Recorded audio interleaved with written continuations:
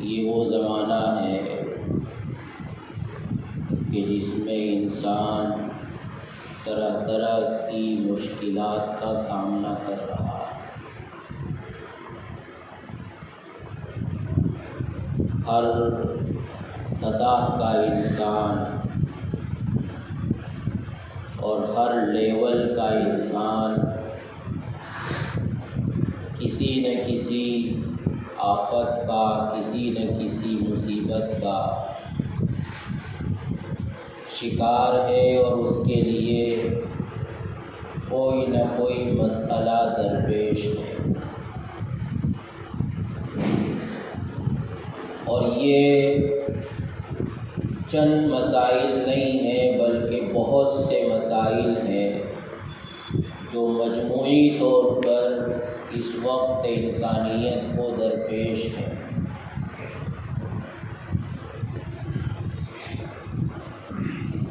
چنانچہ انسانوں کے لیے ایک اہم مسئلہ اس وقت کی مہنگائی بھی ہو سکتی ہے کہ ایک عام انسان کے لیے چیزوں کی مہنگائی اور اشیاء کی گرانی کے زمانے میں اپنی بنیادی ضرورتوں کو پورا کرنا مشکل ہو رہا ہے۔ انسانوں کے لیے ایک اہم مسئلہ روزگار کا بھی ہو سکتا ہے کہ بہت سے لوگ ہیں کہ جن کے پاس کوئی ذریعہ معاش نہیں ہے۔ بہت سے لوگ ہیں جو کسی نہ کسی ڈگری کے حامل ہیں، دنیا کے اعتبار سے تعلیم یافتہ ہیں، لیکن ان کے پاس کوئی جاب نہیں ہے۔ بہت سے لوگ ہیں کہ جن کے لیے طرح طرح کی بیماریوں کا مسئلہ ہے۔ بہت سے علاقے ہیں، بہت سی بستیاں ہیں کہ جہاں لوگوں کے لیے بنیادی ضرورت کا سامان مہیا نہیں ہے۔ اس کے علاوہ بہت سے مسائل ہو سکتے ہیں کہ ظلم ہے، لوگوں کو انصاف کی جگہ سے بھی انصاف نہیں مل پا رہا ہے، ضابطے کے مطابق کوئی کام ہو نہیں پاتا، کرپشن عام ہے۔ بہت سے لوگ ہیں کہ جن کے لیے تعلیم کا مسئلہ ہے، کیونکہ تعلیم بھی ایک تجارت بن چکی ہے۔ میڈیکل مسئلہ ہے، کیونکہ وہاں امانت داری، دیانت داری کا فقدان ہے، جہاں لوگوں کی جانوں کے ساتھ کھلواڑ کیا جا رہا ہے۔ تو اس طرح کے بہت سے مسائل ہیں کہ جس میں اس وقت انسانیت گھری ہوئی ہے، لیکن ان تمام مسائل میں، ان تمام مشکلات میں ایک مسلمان کے لیے سب سے اہم مسئلہ اور سب سے بنیادی مسئلہ جو ہے اور ہونا چاہیے، وہ اپنے اور اپنی نسلوں کی ایمان کا تحفظ ہے کہ میں کیسے اپنے ایمان کو اپنی موت تک بچا سکوں گا، اور میرے بعد میری نسلیں کس طرح ایمان پر اور اسلام پر باقی رہ سکے گی۔ یہ بہت سنگین مسئلہ ہے اس وقت، اور ایک مسلمان کے لیے یہ سب سے پہلا مسئلہ ہونا چاہیے۔ اپنے روزگار سے زیادہ، اپنی جاب سے زیادہ اور اپنی بیماریوں، جسمانی بیماریوں کے علاج سے زیادہ، اپنی تجارت اور اپنے کاروبار سے زیادہ ایک مسلمان کے لیے سب سے بنیادی اور اہم مسئلہ یہی ہونا چاہیے کہ میں اپنے ایمان کی حفاظت کس طرح کروں اور یہ ایمان میری نسلوں میں کیسے باقی رہے۔ کیونکہ آج الحاد اور بے دینی اور ارتداد عام ہو چکا ہے۔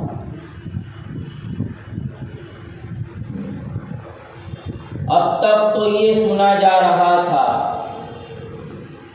کہ جو پہلے ہی سے دین سے دور اور دین سے ناواقف طبقہ ہے وہ بے دین یا بد دین ہو رہا ہے، ملحد بن رہا ہے، مرتد ہو رہا ہے۔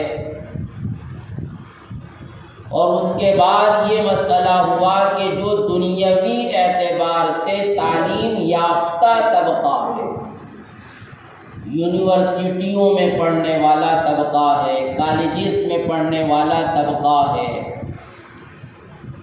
کہ جن کا قرآن کے ساتھ، سنت کے ساتھ، علماء کے ساتھ، دین کی کتابوں کے ساتھ کوئی ربط و ضبط نہیں ہے، ایسے لوگ گمراہ ہو رہے ہیں۔ لیکن دوستو اب مسئلہ یہاں تک پہنچ چکا ہے کہ جو لوگ کسی درجے میں دیندار ہیں، جماعت کے ساتھ وابستہ ہونے کی وجہ سے، دعوت و تبلیغ کا کام کرنے کی وجہ سے، یا مدارس میں پڑھنے کی وجہ سے ان کو دین کا کچھ علم ہے اور کسی درجے میں وہ دین سے تعلق رکھتے ہیں، لیکن اللہ کی پناہ ایسے لوگ بھی اب گمراہ ہو رہے ہیں، اسلام کو چھوڑ رہے ہیں، ملحد بن رہے ہیں، اور یہ نوبت آ چکی ہے کہ ان لوگوں کو اللہ تبارک و تعالیٰ کے وجود میں بھی شک ہے کہ اللہ ہے یا نہیں ہے، نعوذ باللہ۔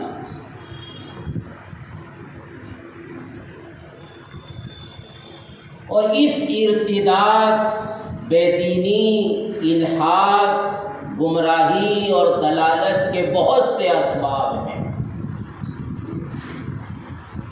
ان میں سے ایک اہم سبب ہے ریشنلزم، عقل پرستی اور عقل پسندی، اور ہر معاملے میں عقل ہی کو آخری اتھارٹی قرار دینا، کہ ہر چیز کا فیصلہ میری عقل کرے گی، جو میری عقل میں نہ آئے میرے لیے ضروری ہے کہ میں اس کا انکار کر دوں۔ جیسے ہیمونزم کا نعرہ وہ لوگوں کے لیے گمراہی کا سبب بنا، تو ایسے ہی نیشنلزم، عقل پرستی یا عقل پسندی، یہ بھی آج لوگوں کے لیے دلالت اور گمراہی کا بہت بڑا اور بنیادی سبب بن رہی ہے، کہ وہ انسان یہ چاہتا ہے کہ میں ہر میدان میں اپنی عقل کی بنیاد پر فیصلہ کروں، میری عقل جو کہے گی وہ سچ ہوگا، اور میری عقل جس کو ماننے کے لیے تیار نہیں ہے میں اس کو رد کر دوں گا۔ اور یہ نیشنلزم یہ سائنس کی دین ہے،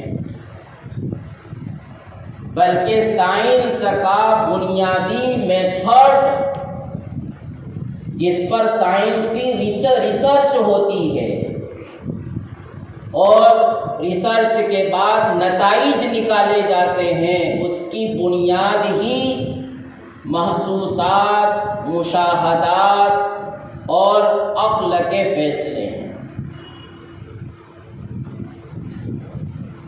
اگرچہ سائنس نے دنیا کو بہت کچھ دیا ہے جس کے نتیجے میں زندگی آسان ہوئی ہے، انسانوں کی زندگی کو سائنس اور ٹیکنالوجی نے تیز رفتار بنا دیا، پوری دنیا کو سائنس اور ٹیکنالوجی نے گلوبل ولیج میں تبدیل کر دیا، اور سائنس نے انسان کی زندگی کو آرام دہ بنا دیا۔ لیکن دوستو، معلوم ہونا چاہیے کہ یہی سائنس اور ٹیکنالوجی اپنے ساتھ بہت ساری خرابیاں بھی لے کر آئی۔ اگر سائنس نے میڈیکل کے میدان میں بہت ترقی کی ہے تو اسی سائنس نے فوڈ انڈسٹری میں اتنی ترقی کی کہ اس کے نتیجے میں طرح طرح کی بیماریاں پیدا ہو گئیں۔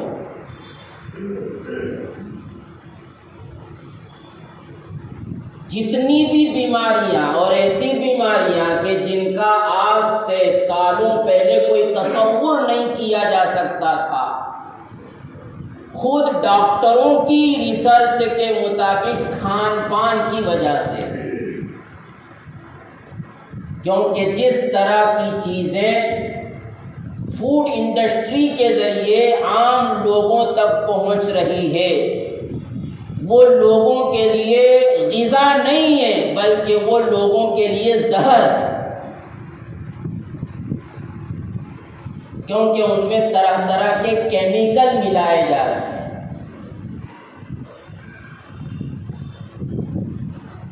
اور ایلوپیتھک کے ذریعے جو علاج کیا جاتا ہے، خود کمپنیاں اور ڈاکٹر دواؤں پر یہ لکھ دیتی ہے کہ اس میں یہ فائدے ہیں لیکن اس کے یہ سائیڈ ایفیکٹ بھی ہیں۔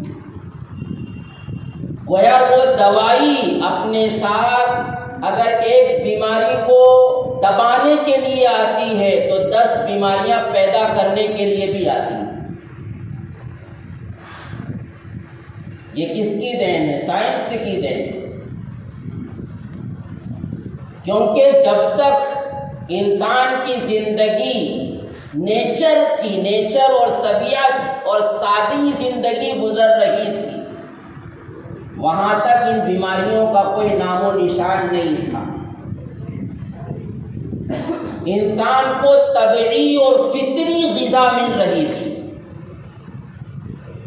وہ محنت کرتا تھا، اپنے ہاتھ پیر چلاتا تھا، جس کی وجہ سے اس کا جسم صحت مند رہتا تھا۔ لیکن سائنس کے نتیجے میں اور ٹیکنالوجی کے نتیجے میں اس طرح دنیا یہ طرح طرح کی بیماریوں کا اور طرح طرح کی خرابیوں کا شکار ہو گئی، حتیٰ کہ یہ سائنس اور ٹیکنالوجی کی دین ہے کہ آج موسم میں اعتدال باقی نہیں رہا،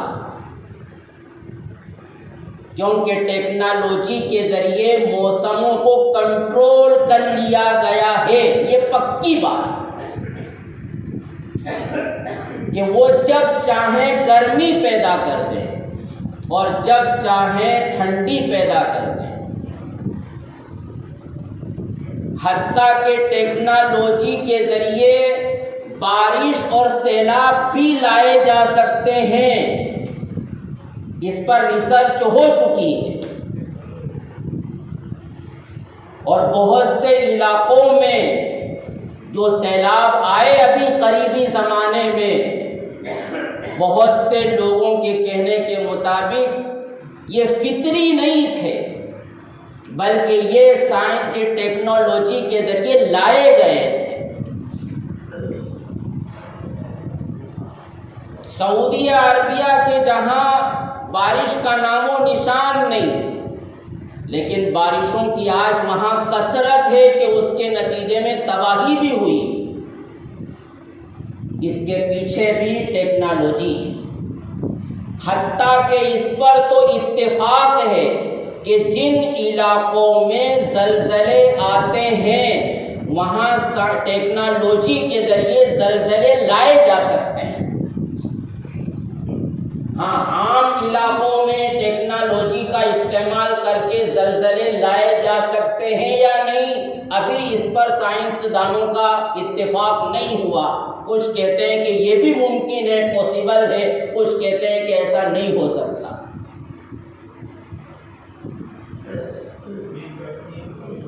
تو یہ سائنس اور ٹیکنالوجی جہاں اپنے ساتھ سہولتیں لے کر آئیں، آسائش لے کر آئیں، اس کے نتیجے میں انسانیت نے ترقی کی ہے، دنیا نے ترقی کی ہے، وہیں یہ سائنس اور ٹیکنالوجی اپنے ساتھ بہت ساری خرابیاں انسانیت کے لیے لے کر آئی ہے۔ اور اسی سائنس اور ٹیکنالوجی کی یہ دین ہے جس کو میں کہہ رہا ہوں نیشنلزم، کہ ہر چیز کا فیصلہ عقل کی بنیاد پر کیا جائے گا، اور عقل ہی وہ آخری اتھارٹی ہے کہ جو بتلائے کہ کیا صحیح ہے کیا غلط ہے۔ حتیٰ کہ عقل ہی کی بنیاد پر مذہب کی بنیادی تعلیم کو ریجیکٹ کر دیا جائے گا۔ جو چیزیں برسوں سے اور سینکڑوں زمانے سے مسلم چلی آ رہی تھی، کہ جس کو ہر کس و ناقص مانتا تھا، آج حال یہ ہے کہ نیشنلزم کے نتیجے میں عقل کی بنیاد پر ایسے مسلمات اور حقائق کو بھی رد کر دیا جاتا ہے کہ یہ تو ہماری عقل میں نہیں آتا کہ ایسا ہو سکتا ہے۔ جنت اور جہنم تو بہت دور کی بات ہے، مرنے کے بعد زندہ ہونا تو بہت دور کی بات ہے، حتیٰ کہ اس کائنات کا کوئی پیدا کرنے والا ہے یا نہیں ہے، اور اس کائنات کا نظام کوئی طاقتور شخصیت غیب میں پوشیدہ اور نظر نہ آنے والی خدائی طاقت چلا رہی ہے یا نہیں چلا رہی ہے۔ نیشنلزم کے ذریعے اس کو بھی شک کے دائرے میں ڈال دیا گیا، جس کے نتیجے میں ارتداد پھیل رہا ہے، جس کے نتیجے میں الحاد پھیل رہا ہے، جس کے نتیجے میں اچھے پڑھے لکھے لوگ بھی مرتد ہو رہے ہیں اور کہہ رہے ہیں کہ ہم کو تو خدا کے وجود میں شک ہے، ہم تو نہیں مانتے کسی مذہب۔ لیکن دوستو، معلوم ہونا چاہیے اور یہ خود سمجھنا چاہیے کہ کیا عقل ہی ہر چیز کا فیصلہ کر سکتی ہے؟ ظاہر ہے کہ عقل انسان کو عطا کی گئی ایک قوت کا نام ہے، ایک طاقت کا نام ہے۔ جیسے دیکھنا انسان کی ایک صلاحیت ہے، سننا انسان کی ایک صلاحیت ہے، بولنا اور چکھنا انسان کی ایک صلاحیت ہے، کسی چیز کو پکڑنا، چھونا، گرمی اور سردی کا پتہ لگانا، یہ انسان کی ایک صلاحیت اور قوت و استعداد ہے۔ سونگھنا اور خوشبو یا بدبو کا پتہ لگانا، یہ انسان کو دی گئی ایک صلاحیت و قوت و طاقت ہے۔ تو ایسے ہی عقل، یہ بھی انسان کو دی گئی ایک طاقت، اور ظاہر ہے کہ انسان اپنی انسان کے پاس جتنی بھی طاقتیں ہیں اس کی ایک لمٹ ہے، انلمیٹڈ کوئی طاقت نہیں۔ انسان اگر سن سکتا ہے تو ہر بات کو نہیں سن سکتا، یہ مسلم، کون اس کا انکار کر سکتا ہے کہ وہ ہر چیز کو سن لے؟ چونٹی چل رہی ہے کسی زمین پر تو ظاہر ہے کہ چونٹی کے چلنے کی بھی ایک آہٹ ہوتی ہے، لیکن کیا انسان اس کو سن سکتا ہے؟ یہاں سے 1 کلومیٹر پر 2 آدمی بات کر رہے ہیں تو کیا میرے کان اس کو سن سکتے ہیں؟ انسان کے اندر دیکھنے کی صلاحیت ہے، لیکن اس کی ایک لیمٹ ہے۔ کیا ہر چیز کو وہ دیکھ سکتا ہے؟ ظاہر ہے کہ ان آنکھوں کے ذریعے ہر چیز کو نہیں دیکھا جا سکتا۔ بہت قریب کوئی چیز ہو اس کو نہیں دیکھ سکتا۔ میں اپنی بہو کو نہیں دیکھ سکتا، حالانکہ میری بہو میری آنکھوں کے اوپر ہے، اور بہت دور کوئی چیز ہو میری آنکھیں اس کو نہیں دیکھ سکتی، چشمہ لگا کر بھی نہیں دیکھ سکتی۔ ناک میں سننے کی صلاحیت ہے، لیکن ہر چیز کو سن نہیں سکتی۔ ہاتھوں میں چیز کو اٹھانے کی طاقت ہے، لیکن یہ ہاتھ ہر چیز نہیں اٹھا سکتے۔ تو ایسے ہی دوستو عقل کا معاملہ ہے کہ عقل کی بھی ایک لیمٹ ہے۔ ایسا نہیں ہے کہ ہر چیز کا پتہ اور فیصلہ عقل کے ذریعے کیا جا سکتا ہے اور عقل کی رسائی وہاں تک ہو سکتی ہے۔ اور لیمٹ ہونے کے ساتھ ساتھ ان کا جو دائرہ کار ہے، ان کا جو ڈومین ہے، ان کا جو میدان ہے وہ بھی محدود ہے۔ جو سننے کی چیز ہے آپ اس کو دیکھ نہیں سکتی، اور جو دیکھنے کی چیز ہے کان اس کو سن نہیں سکتے۔ سن کر جس چیز کا پتہ لگایا جا سکتا ہے، کانوں کے ذریعے اس کا پتہ نہیں لگایا جا سکتا۔ اور زبان پر چکھ کر جس چیز کا پتہ لگایا جا سکتا ہے، اس چیز کا پتہ آنکھوں سے نہیں لگایا جا سکتا، کانوں سے نہیں لگایا جا سکتا، اور سن کر نہیں لگایا جا سکتا، پکڑ کر نہیں لگایا جا سکتا۔ کیونکہ ہر ایک کا ایک میدان ہے۔ کانوں کے ذریعے سننے کی چیز ہی سنی جائے گی، دیکھنے کی چیز کا کان نہیں کر سکتا۔ تو ایسے ہی عقل کا معاملہ ہے کہ ایک تو عقل کی لیمٹ ہے کہ ہر چیز کا وہ فیصلہ نہیں کر سکتی، دوسرے یہ کہ عقل کا بھی ایک میدان ہے، اس کا ایک دائرہ کار ہے کہ وہیں عقل کام کرے۔ وہاں عقل آنکھوں کے بغیر، کانوں کے بغیر، زبان کے بغیر، انسان کی قوت ماسہ اور اس کے پکڑنے کی صلاحیت کے بغیر کام نہیں کر سکتی۔ ایک انسان اپنی بستی سے نکل کر دور کسی جنگل میں چلا گیا، اور وہاں وہ دیکھتا ہے کہ کوئی چھوٹی سی جھوپڑی بنی ہوئی ہے یا ایک دیوار بنی ہوئی ہے۔ تو ظاہر ہے کہ وہ دیکھ کر یہ جان سکتا ہے کہ یہ دیوار بنی ہوئی ہے۔ وہاں اس کے کان کام نہیں کریں گے کہ میں دیوار کو دیکھوں، وہاں اس کی ناک کام نہیں کرے گی کہ میں دیوار کو سونگھوں۔ دیوار کے وجود کا فیصلہ اس کی آنکھ کرے۔ دیوار کتنی بڑی ہے، کتنی لمبی ہے، کتنی چوڑی ہے، کتنی مضبوط ہے، زیادہ سے زیادہ انسان اس کو دیکھ کر آگے پیچھے جائزہ لے کر وہ کر سکتا ہے۔ اور جب اپنے آنکھوں نے، کان نے اور ناک نے اور ہاتھ نے جہاں کام کرنا چھوڑ دیا تو پھر اب عقل کا میدان آتا ہے۔ انسان کی عقل اس کو بتاتی ہے کہ یہاں بیابان جنگل میں اگر دیوار ہے، جھوپڑی ہے، تو لا محالہ کوئی انسان بھی یہاں ہوگا یا کسی انسان نے اس کو بنایا ہوگا۔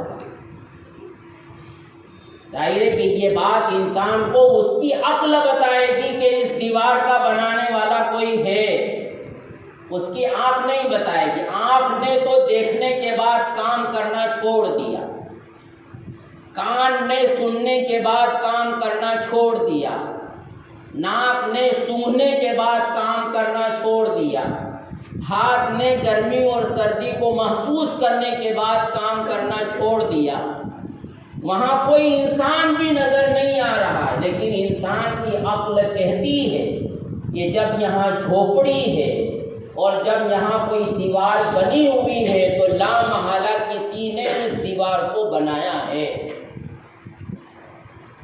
لیکن دوستو اب ایک سوال اور بھی ہوتا ہے کہ کیوں بنایا؟ یہاں کوئی نظر تو نہیں آ رہا جاندار، کیوں بنایا؟ ظاہر ہے کہ اس کا جواب عقل کے پاس بھی نہیں۔ کیوں بنایا؟ عقلی گھوڑے تو دوڑائے جا سکتے ہیں کہ یوں اس لیے بنایا ہوگا، اس لیے بنا، لیکن پرفیکٹ جواب عقل کے پاس یہاں موجود نہیں ہے کہ وہ بتائے انسان کو کہ یہ کیوں دیوار بنائی گئی۔ اسی لیے کہا جاتا ہے کہ سائنس زیادہ سے زیادہ کیا کا جواب تو دے سکتی ہے، لیکن سائنس کے پاس آج تک کیوں کا جواب نہیں مل سکتا اور نہ دے سکتی ہے، جو اس کا اب تک کا میدان ہے۔ جس ڈومین میں سائنس کام کرتی ہے وہاں کیوں کا جواب اس کے پاس نہیں ہے۔ وہ یہ بتا سکتی ہے کہ آسمان کتنی اونچائی پر ہے، وہ یہ بتا سکتی ہے کہ زمین کتنی مضبوط ہے، زمین میں کہاں پانی ہے، کتنی نیچائی پر پانی مل سکتا ہے، لیکن کیوں کا جواب سائنس کے پاس نہیں۔ تو اسی لیے اللہ تبارک و تعالیٰ نے ایک اور علم انسان کے لیے اتارا ہے جس کو ہم دین کا علم کہتے ہیں، شریعت کا علم کہتے ہیں، وحی الہی کا علم کہتے ہیں، علم ربانی کہتے ہیں، جو کیوں کا جواب انسان کو دیتی ہے۔ گویا دین اور شریعت کا میدان ہی اس وقت شروع ہوتا ہے جب کہ انسان کی عقل کا کام ختم ہو جاتا ہے۔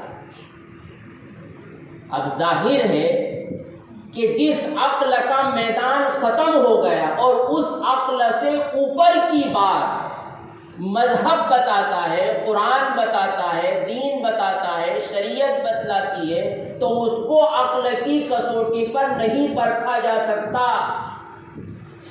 یہ ایسا ہی ہے جیسے کہ میں آنکھوں کا کام کان سے لینا شروع کر دوں، اور یہ ایسا ہی ہے جیسے کہ میں زبان کا کام ناک سے لینا شروع کر دوں۔ تو یہ ظاہر ہے کہ میری حماقت ہوگی، بے وقوفی ہوگی کہ میں سننے کی چیز کو دیکھنا چاہتا ہوں اور دیکھنے کی چیز کو سننا چاہتا ہوں۔ تو یہی معاملہ عقل اور شریعت کا ہے۔ عقل جہاں عاجز ہو جاتی ہے، اس کی رسائی ختم ہو جاتی ہے، وہاں سے شریعت کا کام شروع ہوتا ہے۔ اب اگر کوئی شخص شریعت کے بغیر شریعت کے امور کو اپنی عقل سے سمجھنا چاہے تو ظاہر ہے کہ یہ اس کی حماقت ہے۔ لیکن اس کا مطلب یہ بھی نہیں ہے کہ شریعت ایسی باتیں بتلاتی ہیں کہ جو انسان کی عقل جس کو قبول نہ کرے۔ عقل کی رسائی کا نہ ہونا یہ الگ بات ہے، اور عقل میں آ جانا یہ دوسری بات ہے۔ شریعت کے بغیر شریعت کی باتوں تک عقل کی رسائی تو نہیں ہو سکتی، لیکن شریعت جو باتیں کہتی ہیں وہ انسان کی عقل قبول کرنے کے لیے تیار ہے۔ کوئی بھی بات شریعت ایسی نہیں کرتی کہ جو عقل کے بالکل خلاف ہو۔ بہرحال تو اللہ تبارک و تعالیٰ نے جیسے انسانوں کو یہ سب صلاحیتیں دی ہیں، انسان کو جو صلاحیت عقل کی ملی ہے وہ ناقص ہے، اس کا میدان الگ ہے۔ لہذا عقل کی بنیاد پر ہر فیصلے کرنا اور عقل کو آخری اتھارٹی قرار دینا یہ ظاہر ہے کہ یہ عقل مند انسان کا کام نہیں ہو سکتا۔ اللہ تعالیٰ ہمیں صحیح سمجھ عطا فرمائے اور ہمیں مرتے دم تک اور ہماری نسلوں کو ایمان پر اور دین پر قائم رکھے۔ آمین وآخر دعوانا الحمدللہ۔